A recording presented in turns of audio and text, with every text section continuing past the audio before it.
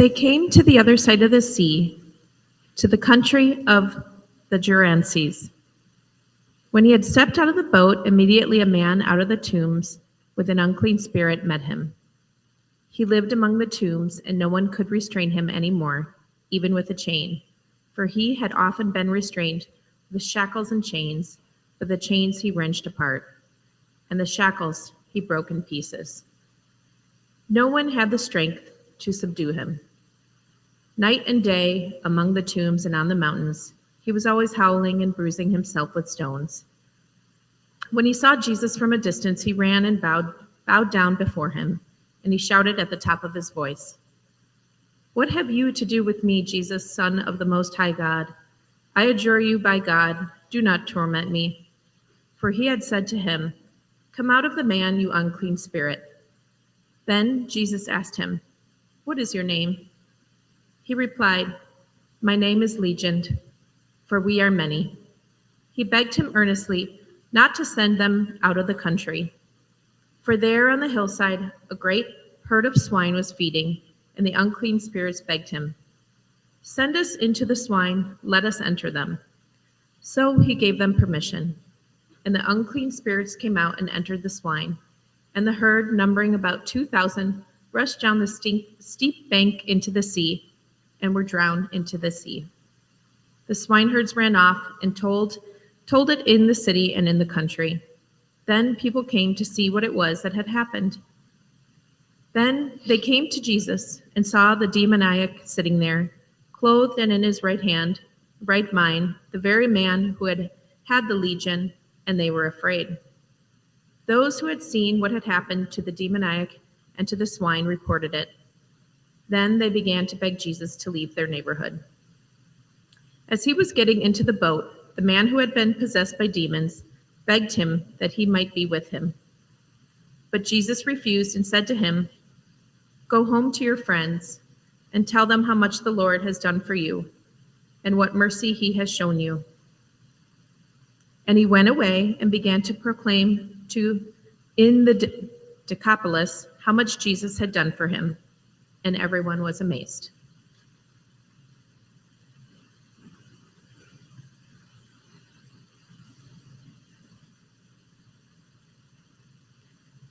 Will you join me in prayer?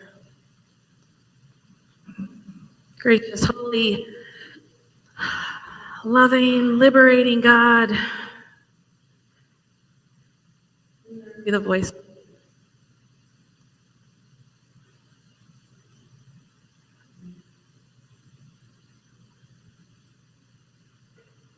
I wonder, story. Does anyone have a question? I'm not going to tell you I'm going to answer it, but it's fun to hear questions. Like, why the pigs? Also, pigs can swim. Pigs can swim. And they don't travel in herds. It's a weird story, friends. Friends, it's a weird story.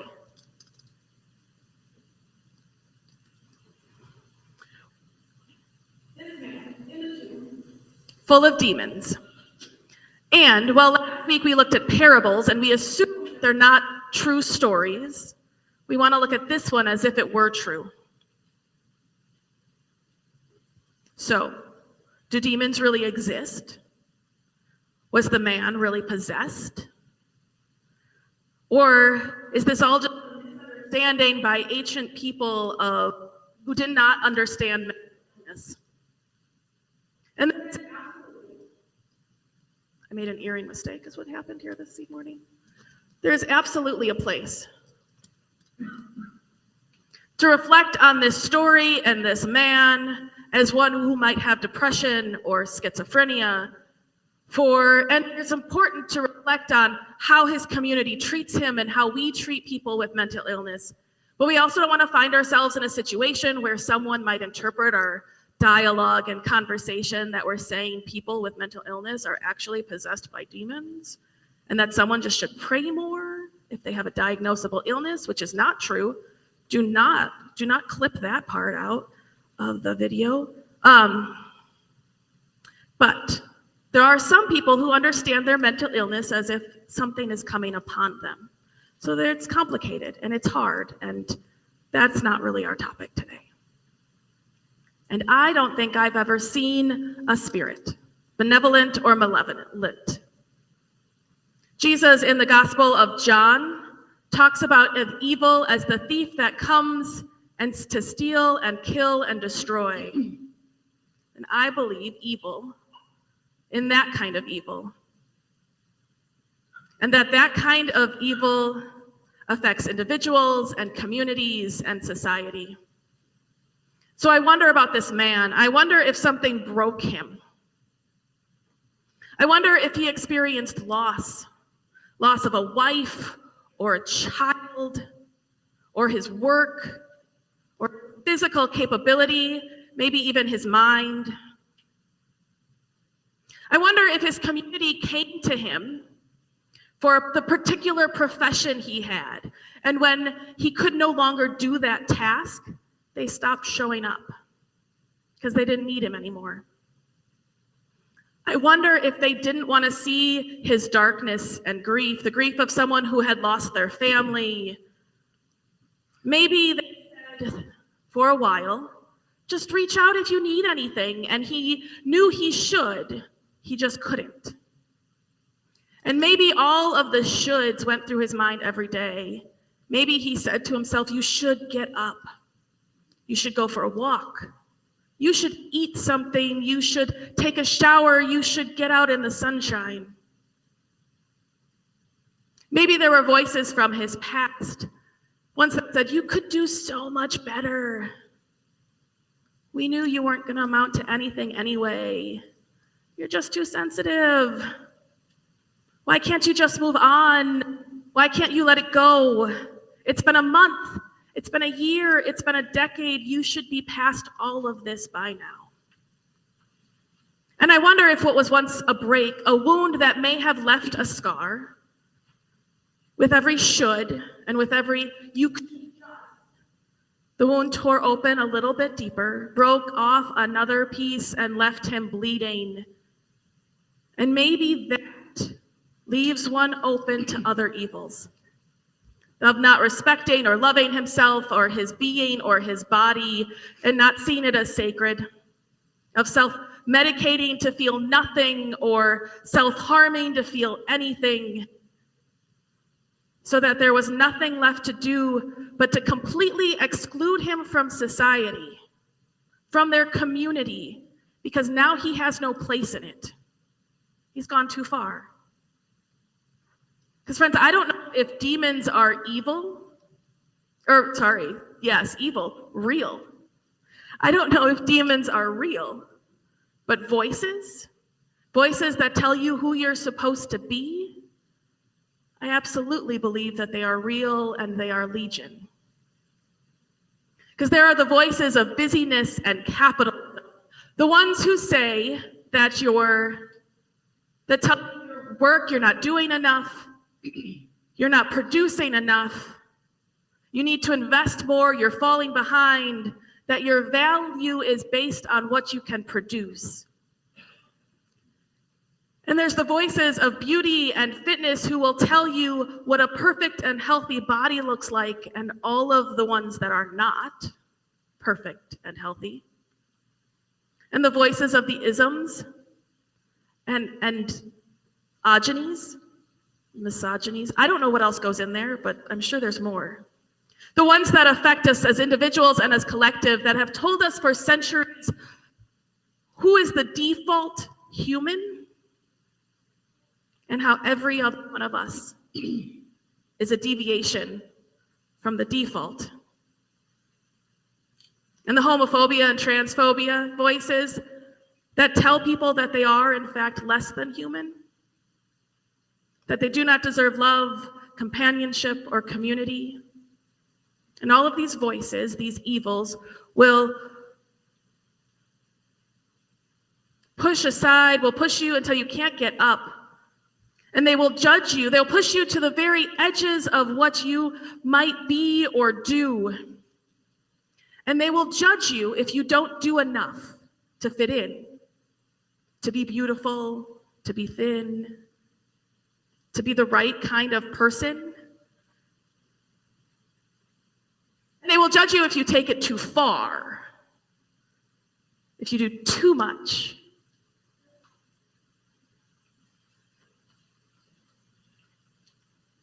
Any one of these voices might say that you are not enough, that you will never be enough, that you are broken beyond repair, and that life is not valuable. When Jesus showed up, he asked the man with the demons inside the man. He asked the man or them what their name was. And legion is a Roman unit, military unit of thousands. With just a quick pause, this is one of a multitude of military and political references in this story. This is a political possession as much as it is spiritual. The man, though, and legion, the voices that were so entwined in who he was, where there was no distinction between them. They were one, they were many, they were so overwhelmed that the man could tell his voice from everyone else's. He did not know himself from them. But healing and liberation can only come when you give something a name, when you know what it is and you know its parameters. I mean, you can treat cancer by just like throwing everything at it, but it is better. Know what it is. If you know its genetic makeup.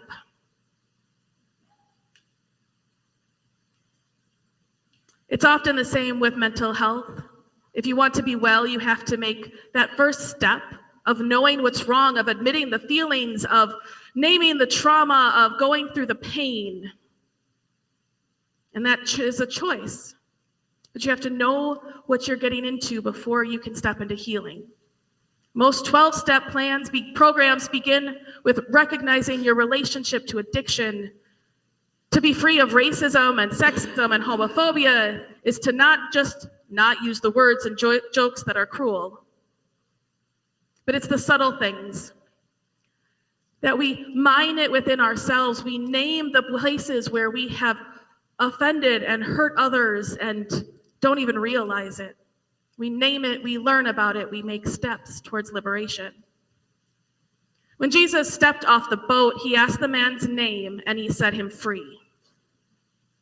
Because the voices, the demons, suddenly realized that they were not in charge of how this world works, and they never were to begin with. Jesus had the power over evil, the evil that comes to steal and to kill and destroy. Jesus brings life and life abundant. And he brought it that day to the man until there was nothing that man could do except sit in the quiet of his mind with the one who set him free.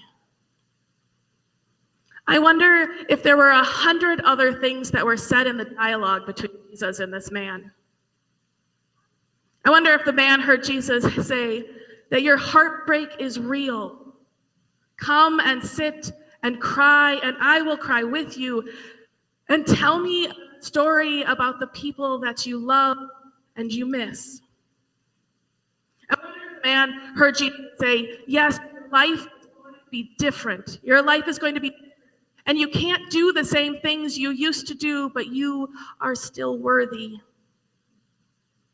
I wonder if the man heard Jesus say, you are not your past, and you are not the things you did to survive it. I wonder if the man heard Jesus say, you are enough exactly as you are. I wonder if Legion heard Jesus say to them, you are not how the world works. You don't get to define who anyone is. I wonder if Legion heard Jesus say, you no longer have power here. And it's hard. Because the recordings in our head tell us of who we are, or who we're supposed to be, or how we've screwed up, or how we'll probably screw everything up again, has played in our minds for so long that it has started to sound like our own voices. But Jesus shows up, steps out of the boat, and asks us to name our hurts and our pains and our brokenness. And then reminds us that evil tries to keep us bound, isolated, wounded, It tries to define who we are, and they aren't in charge of this world, and they don't get to define who we are. Instead, Jesus steps off the boat and tells us that we are enough, that we are beloved, that we are worthy, that we are beautifully and wonderfully made, that we were made for abundance and we were made for wholeness. Jesus steps off the boat and says, I am sorry about your hurts and your pain and your wounds and your brokenness. Tell me about the scars. Tell me about the people you love and you miss. Jesus steps off the boat, and all of these demons, these voices, knew that something had shifted and changed, and they fled. Jesus shows up, and evil flees. It quakes. It is terrified when Jesus shows up with love and compassion and liberation. Friends, take a deep breath. Close your eyes if you want. We all have, at some point, and maybe now do, these voices in our head. It doesn't mean we're possessed, and it doesn't mean we're unwell. It means that there is some narrative that has been given to us to help us understand our lives and our place in the world, and it is often not kind. And we think that voice is ours. But if you listen really carefully, the syntax is just a little off. The accent is just a little weird. The voice is pitched just a little too high or a little too low. Beloveds, it isn't you. And it isn't the voice of the one who made this world, who knows how it functions, who is how it functions, who stepped out the boat and liberates those who are lost, who are pushed to the side, who are bound or dismissed or confused. So imagine, if you will, going through the day, and the voice that tells you who you are says that you are not enough, that you're not doing enough, that you are failed, that you are a failure, and that you'll never do any better. And that you're 10 years behind where you're supposed to be, and that you should lose 5 and 50 pounds. And instead of co-signing with that voice, instead of repeating the story over and over again, we say, not today, Satan. Not today, hypercapitalism or sexism or racism. Not today, Legion. You have no power here. Not in this moment. I know who I am, and you will not define me right now. In this moment, I choose to be present with the one who set me free and calls me beloved. And it will take time, because these things are deeply rooted. They've been growing for years. It will take time to starve them, for their roots to dry up, for them to die. But it'll get easier over time, I think. I hope.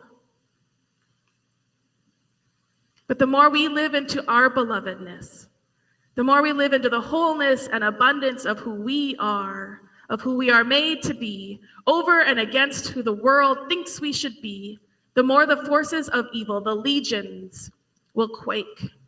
And they will grow uncomfortable. And there was a time that they would have pushed us to the outside of society. Now they might just call us weird.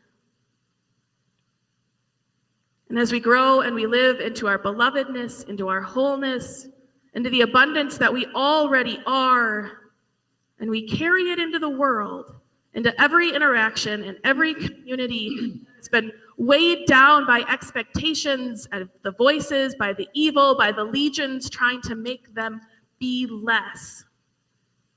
As we step off the boat into the communities, we speak hope and love and belovedness, reminding each and every one that they are already whole and already enough, that their wounds will heal, that their stories are worthy of being told and heard, that the legions will quake, and that bonds will be broken, and that healing can begin.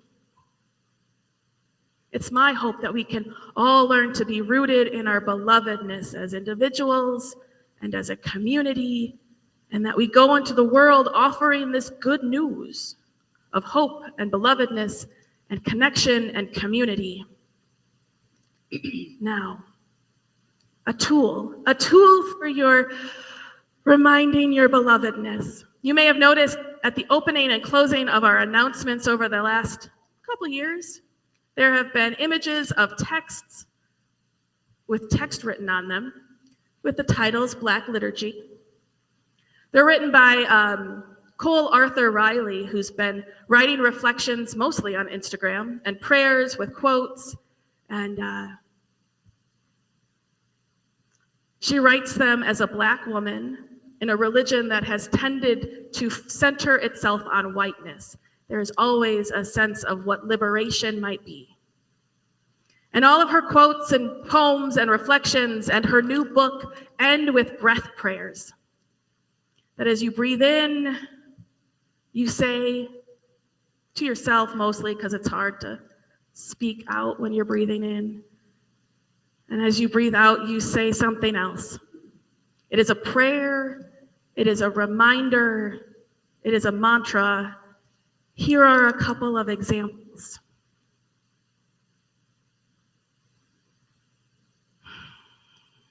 Beloveds, take a breath and let it out. I wonder what you will say to remind yourself of your belovedness.